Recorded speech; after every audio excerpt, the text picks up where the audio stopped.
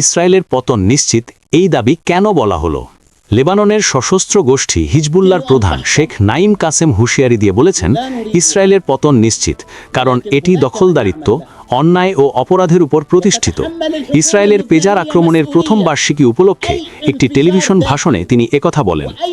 আল মানারের এক প্রতিবেদনে জানা যায়, শেখ নাইম কাসেম তার ভাষণে বলেন, পেজার হত্যাযজ্ঞে আহতরা পথপ্রদর্শক, আশার চাবিকাঠি এবং সর্বশক্তিমান আল্লাহর প্রতি আনুগত্যে চিরন্তন জীবনের প্রতীক। আহতদের উদ্দেশ্যে তিনি বলেন, আপনারা আহতাবস্থা থেকে সেরে উঠছেন, এটাই সর্বোচ্চ বিজয়।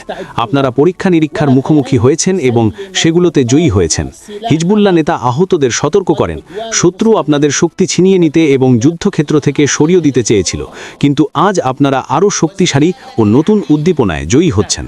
তিনি বলেন, আপনারা ইসলামের সম্পূর্ণ বার্তার সঙ্গে একাত্ম, মুহাম্মদ সাল্লাল্লাহু আলাইহি ওয়াসাল্লামের এবং তার পরিবারের, ইমাম খোমেনি এবং নেতা ইমাম খামেনির সঙ্গে সংযুক্ত।